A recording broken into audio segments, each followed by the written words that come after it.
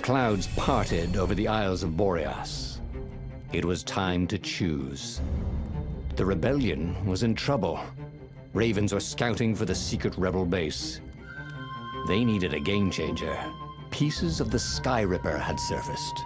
Or so a scholar in the mountains had told him. Surely the weapon that banished the lost gods could defeat the Emperor.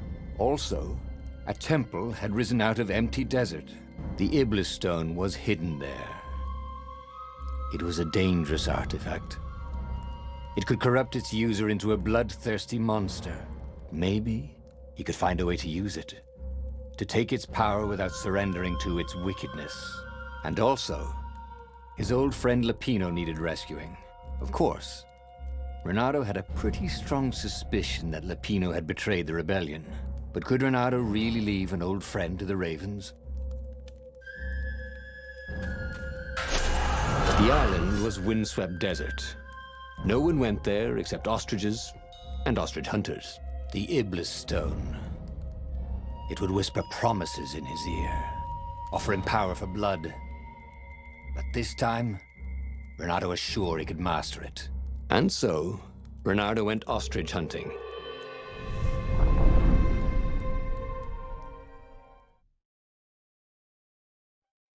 Every child could sing verses about the Sky Ripper, but ancient codices held hints of other things. A stone that ate souls, a ruby that drank blood, a jewel only a righteous man could give away. Were all these things the Iblis stone? Long hidden in a buried temple? Another ancient item that was only resurfacing now? Drawn up from the deeps by the Emperor's horrific rituals?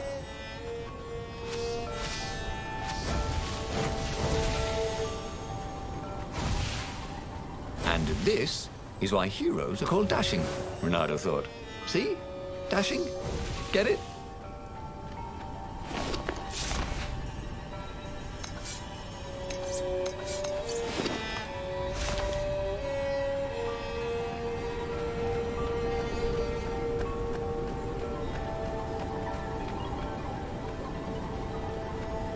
What was he doing here?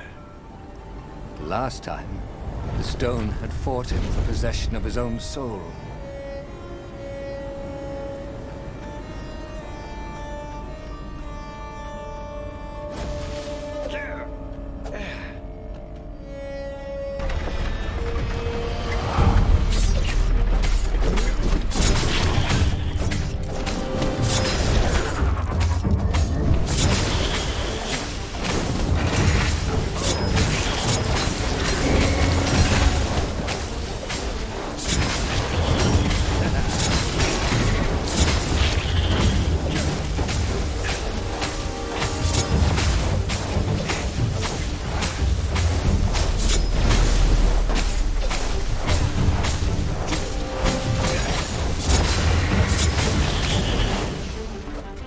Mother had never let him wave his sword around at home. The Ravens were already here, cawing in frustration. They were still searching for a way in. Good. Then he hadn't come too late.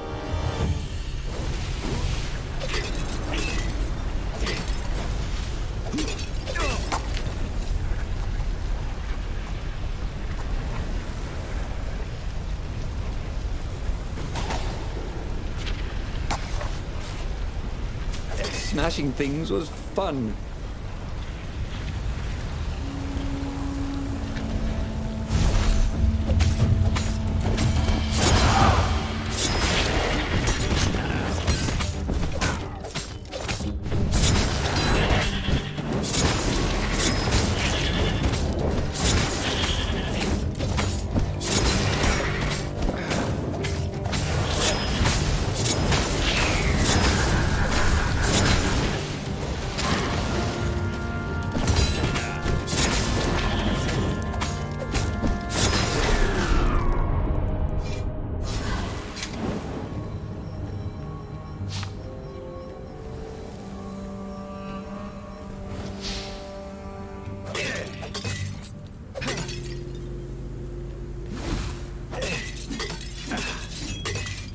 Ice walls only let you through if they knew you were cool.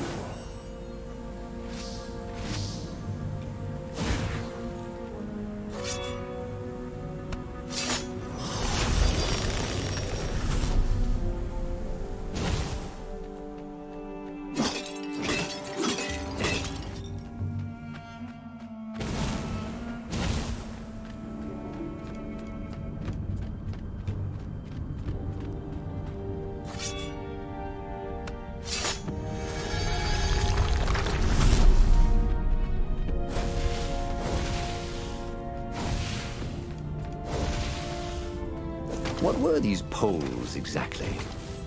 Parking meters from the time of the lost gods?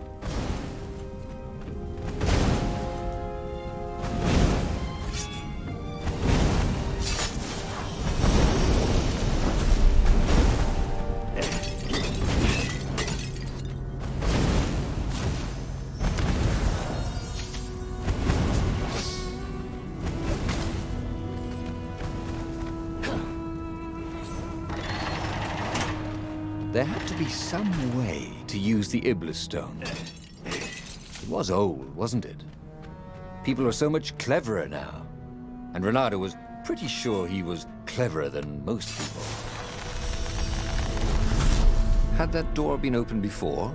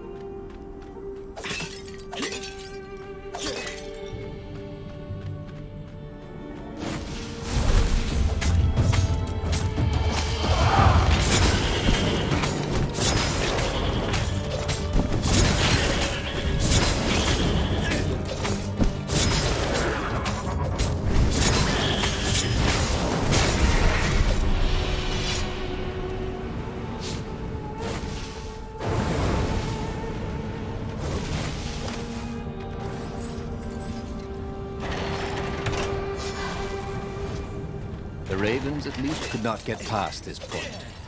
Obviously, the temple builders knew how to deal with tomb raiders.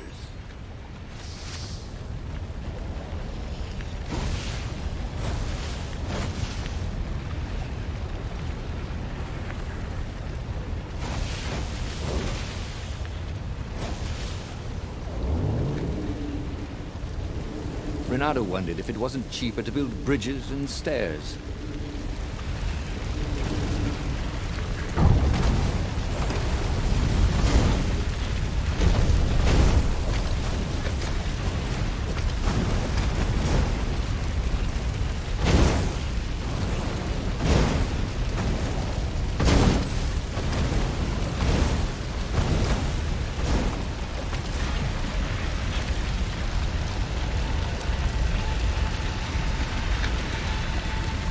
It was a stone of the purest blackness. It reflected no light, like a void made solid. Nervous, he picked it up.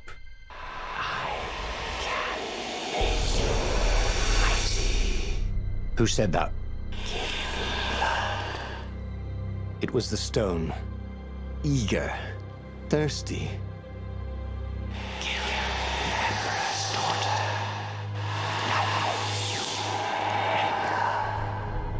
That seemed tempting and terribly wrong. Zenobia was the Emperor's greatest general and a potent witch. But they had been close once, and he had a sneaking suspicion the gem would try to control him. Why not capture the core of Sky Ripper instead? It was the eye of a lost god torn out by the transcendent Emperor to power his greatest weapon. "It's the core," said the stone anxiously.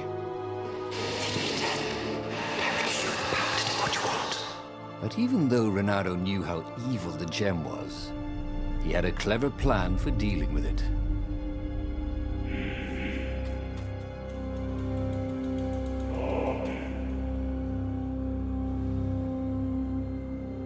The stone bothered him. He hated being told what to do. Wasn't that why he joined the rebellion? Wasn't that why he'd refused to be a soldier? He'd agreed to come on board only if he could freelance. The stone felt a bit clingy, and he had a feeling it did not have his best interests at heart. The sage Calaveras had told him where to find the Sky Ripper, a weapon capable of challenging the gods. Even without its armature, the core would still possess great power. He would go there.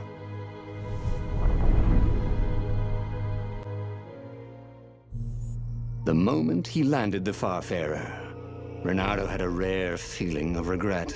It's not too late, he thought. He could turn around and sail for Zenobia's island. He frowned. Wait a minute. He didn't want to kill Zenobia, did he? Sure, technically she was the enemy, but they'd been at Sword Fu school together. They'd never been lovers, but somehow they'd been closer. She'd told him every secret about herself. Except the biggest one. That she was the Emperor's daughter. No. Kill Zenobia, whispered the stone. Before it's too late.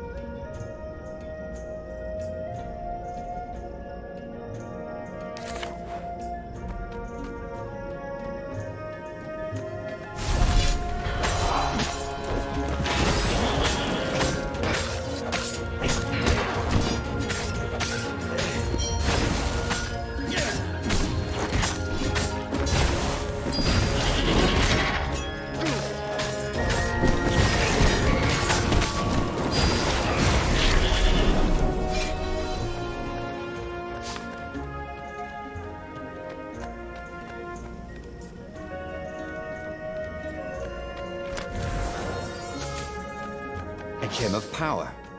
Ooh, you didn't find those every day.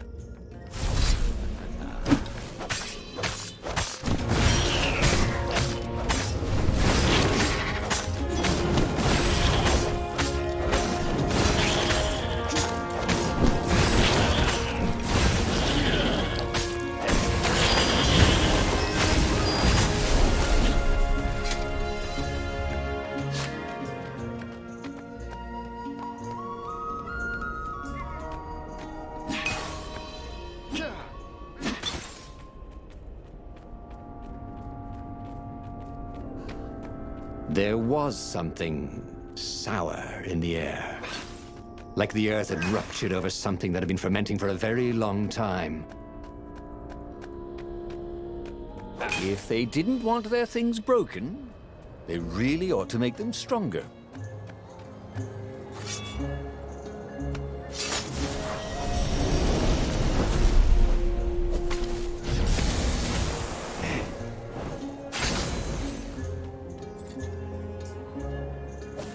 You almost never saw wild gogglers together like this.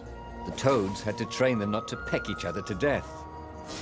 So these had to be imperial gogglers. That meant ravens were up ahead.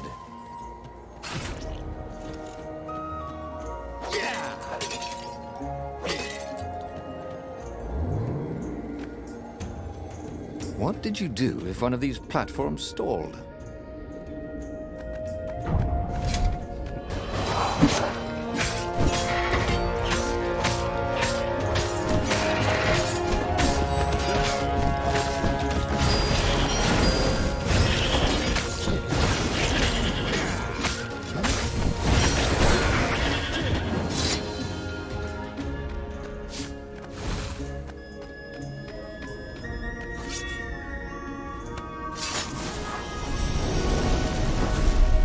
I wonder what happens if I go that way.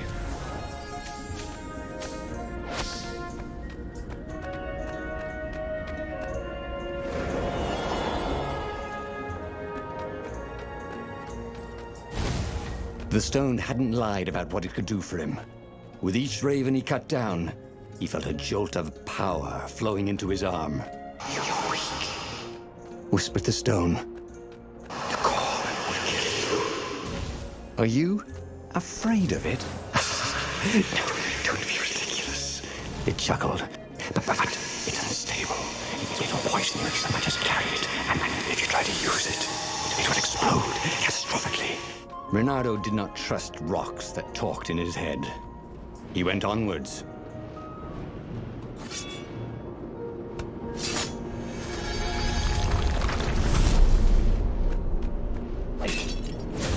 course there was a puzzle.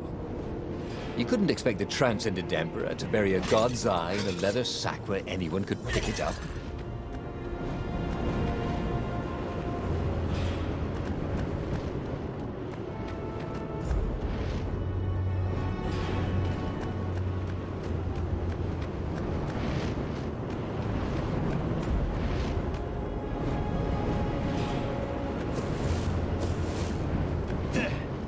See? With enough leverage, you could go anywhere.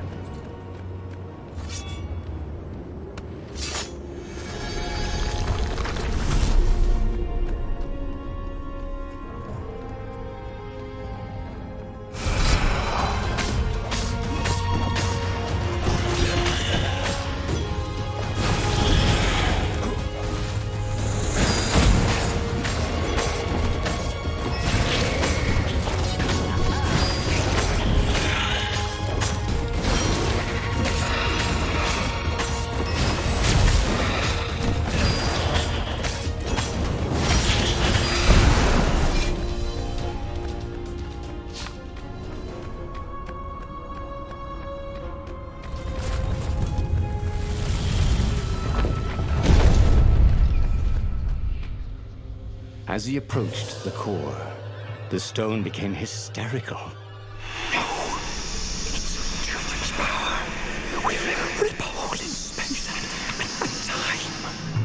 He had a sudden vision of plunging his gauntlet into the core and dying in anguish. That wasn't his vision, was it? The stone had sent him its darkest fears, hadn't it? He had a sudden impulse to do exactly that. He raised his right fist and plunged it into the core. There was a rush of light. He thought he could hear the stone screaming. And then he passed out. When Renato came to, the core was gone. But the Iblis stone was no longer black, but glowing with a blue light. And it was silent. "I can't hear you," he sang out, and "You?" It didn't answer. "Ha!" he said. He had defeated the demonic gem with the power of his mind. He felt invincible. It was time to attack the Imperial outpost on the Nexus. Take the battle to the enemy. But among the huge crystals, there was also an observatory. A wise man would probably ask the scientists exactly what he had first. How wise was he?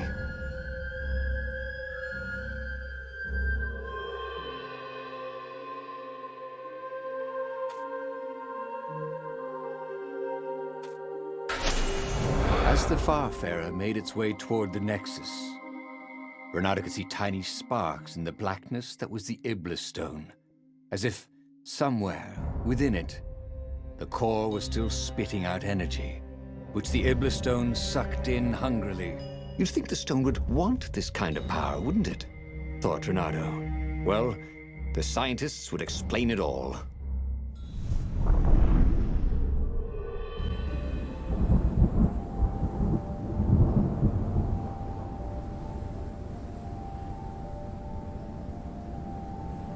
See? He'd trusted his gut, and it had worked out. That's what it meant to be a hero. To ignore the naysayers and the odd-makers, and do what you knew was right, and have it turn out to be the right thing. Well, he wasn't worried. Once he got to the observatory, the scientist toads could explain it.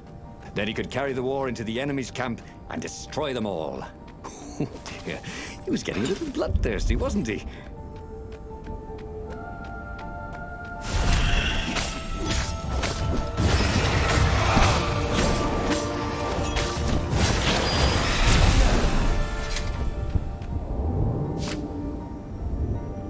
Imagine getting a horse up in one of these things. He would be cursing a blue streak.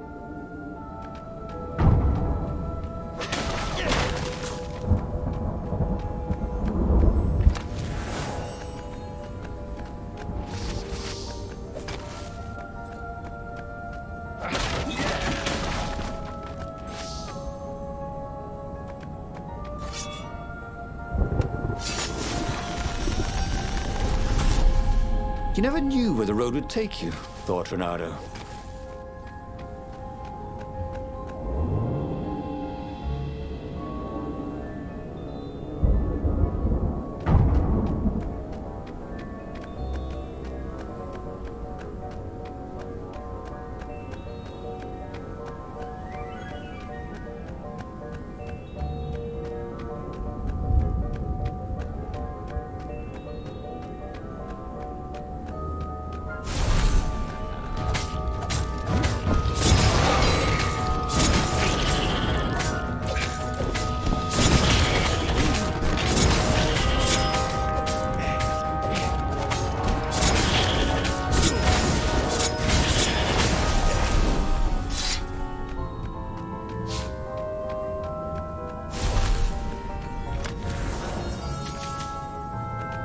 everyone knew how to use magical gems.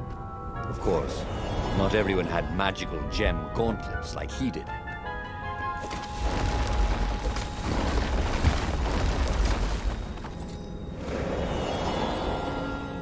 Renato had never felt better in his life. Normally, a battle would wear him down and he would need a night's sleep. Now he felt like he could go all night and all day. He felt like people were cheering him on, and he could practically hear their applause as he slew one raven after another.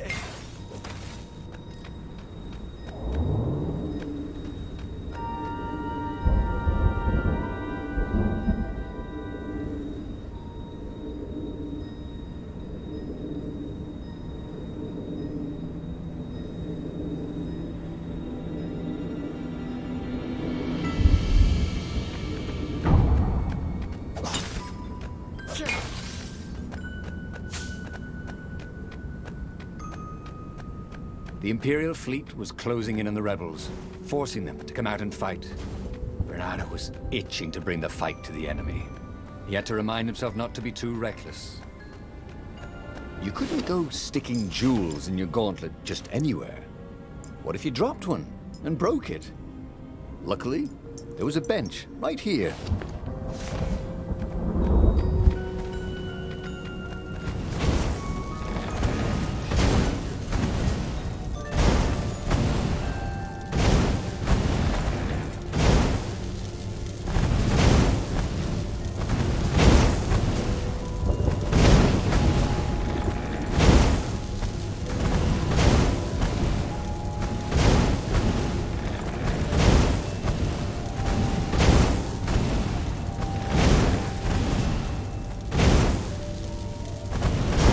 What was really fun was hooking yourself onto a moving ship.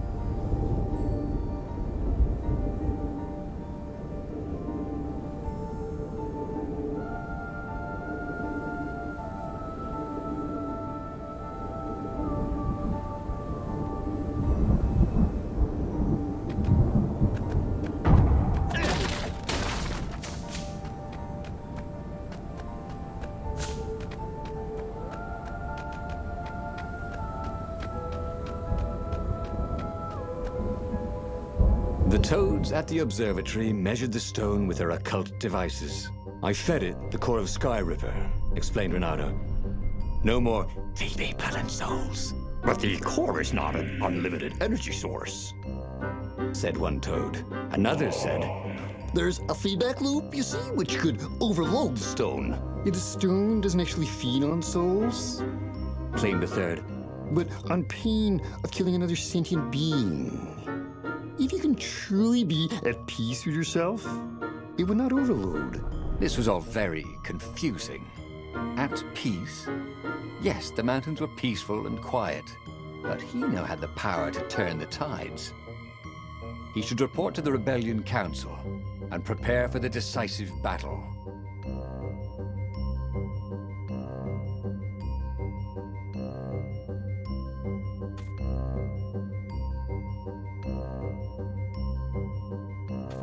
The one thing he understood from all the toad arguments, maybe the stone did not feed on blood or souls or rage. It fed on empathy. It fed on the pain he felt when he put an end to another being's existence. Even if that other being was a raven intent on killing him. If he could find peace, then he could use the power of the Ibla stone without being taken over by its evil. Yes, that was the way to defeat the Ibla stone. The mountains. He would go to the mountains. He could find peace there.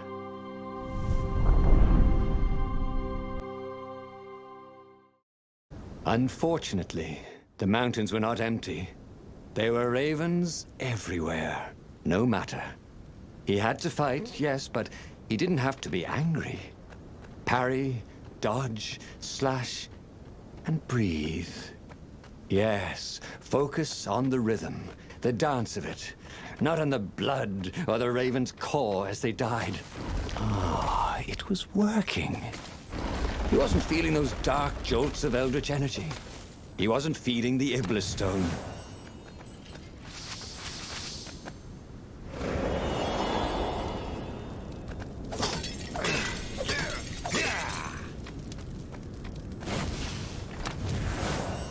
Fresh socks, thought Renato. Please be fresh socks.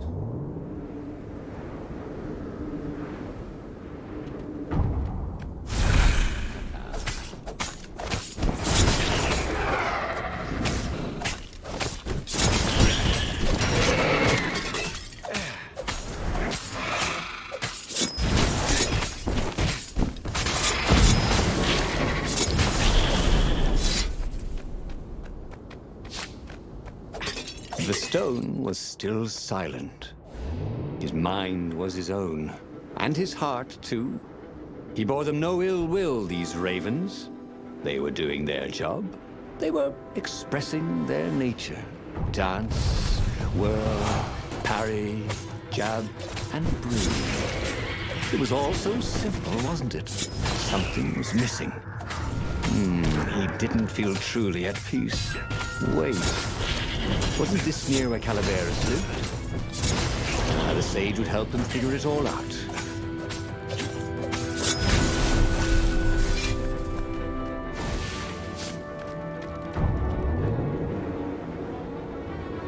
These platforms were great. Renato wanted one for his house.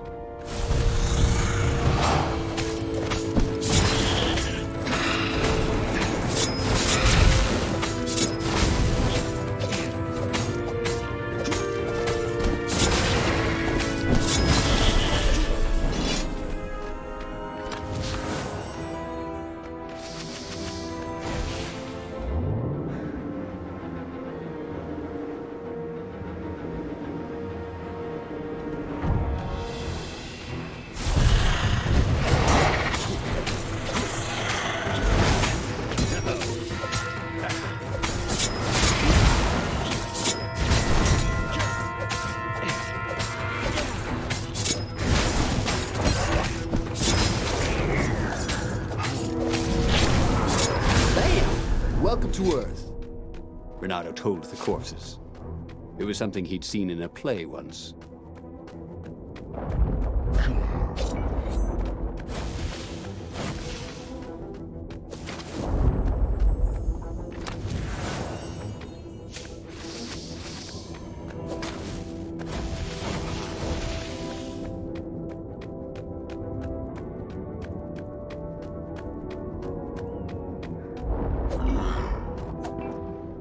Think of all the artisans he was creating employment for. Truly, he was a job creator.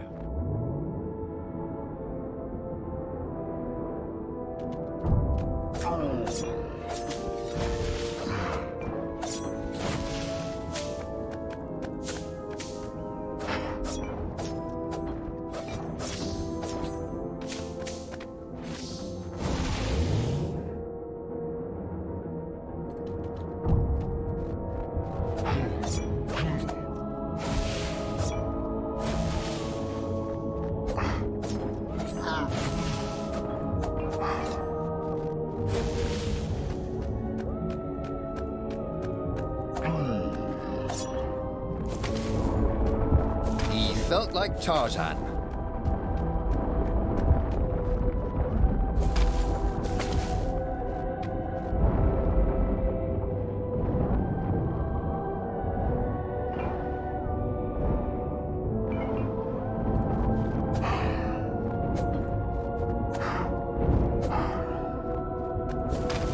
The Iblis Stone, silenced by the Sky Ripper's core, had given Renato enough power to challenge the Imperial fleet. But what Renato was seeking was inner peace.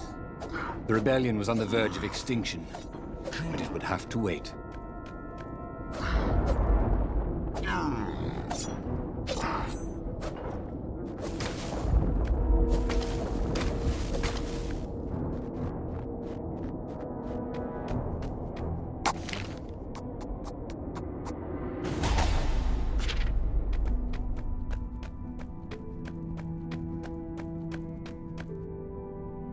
At the end of the mountain path, he found the wise Calaveras in his workshop.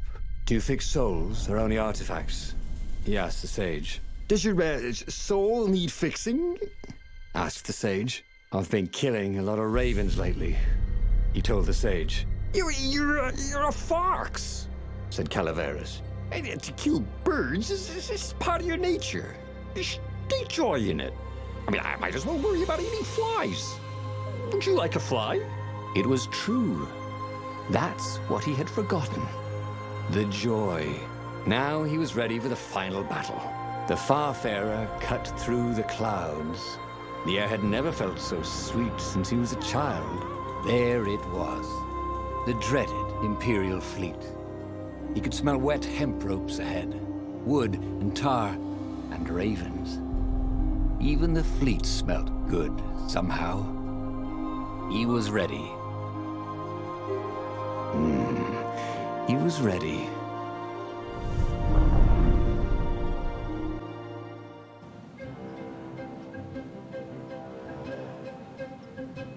Renato had it all squared away in his head. He would kill the Emperor. Isengrim III had begun well, but he had gone mad.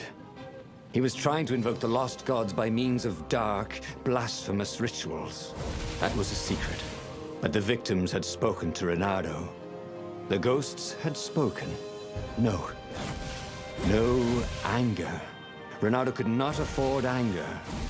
It was empowering the crystal in his sword.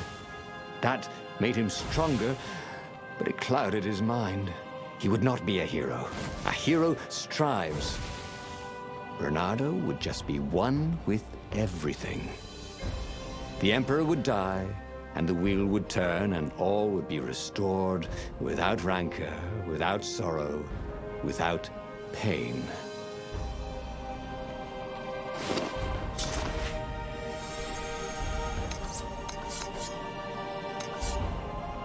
Now he could slice the wings off a fly in the air. Not that he would. It's sort of mean, really.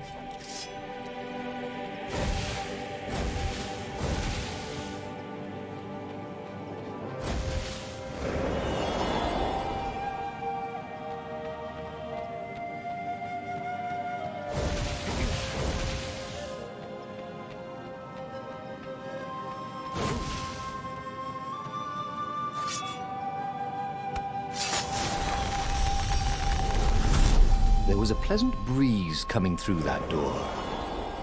Had it been closed before?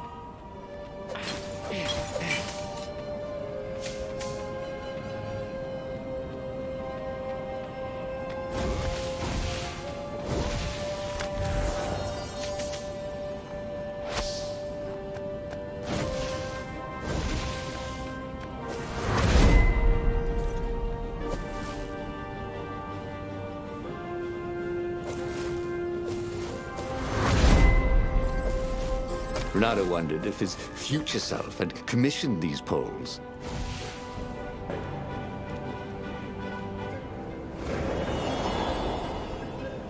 But the more he thought about it, and he had so much more time to think about it now that he was not worrying about the battle, killing the Emperor would not change anything.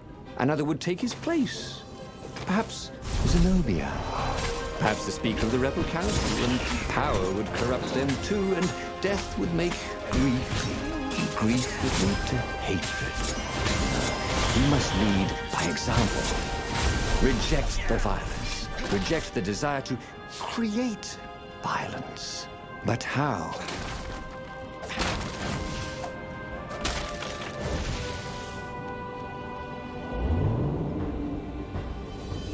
There was an inscription. Praised the sun.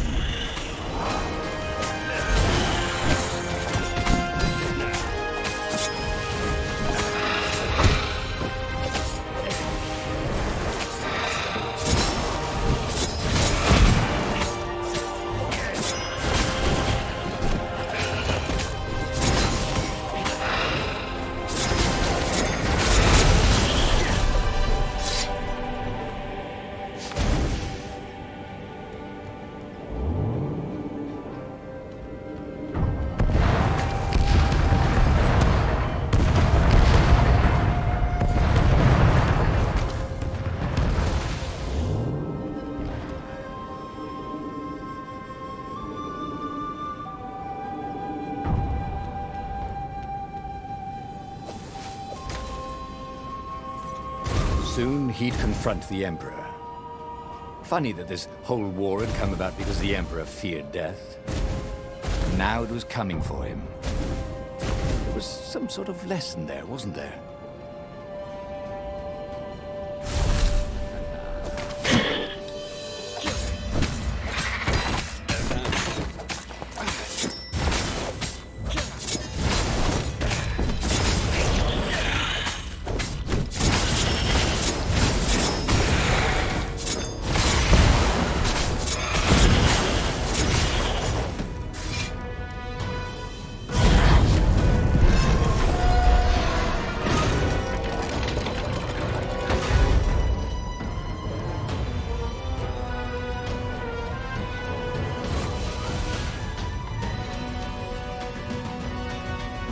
Finally, he came to the Emperor's ship. The path behind him was strewn with dead ravens. The path to enlightenment. His mistake, he realized, was trying to change the world. The world would spin and the wheel would revolve whether he strove against it or not. What he had to do was nothing. He had attained enlightenment. He sat down, adopted a full lotus position, and began to meditate. And all around him, the warriors stopped fighting too. They knew. They could feel his enlightenment. They gave up fighting, dropped their weapons, and became his disciples. No, just kidding. The nearest raven stabbed him with a sword and then chopped off his head. I might not have thought this through properly. Thought Renado's head as it rolled around the deck and died. And he hadn't learned anything new this time. He'd done the same thing twice, yet expected a different outcome.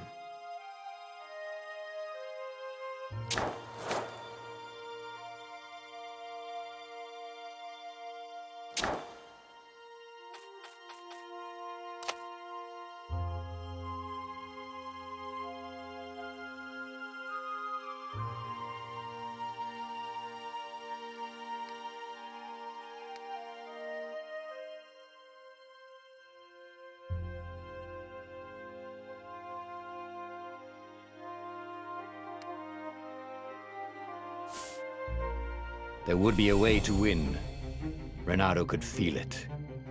He'd have to explore choices he'd never made before he could figure it all out, though. And with that, the book's pages fluttered to the beginning once again. And he fell. Special thanks to my patrons Heaven Over Hell, Justin Wood, Hobbs, Koopy Vegeta, Gunrunner and Water.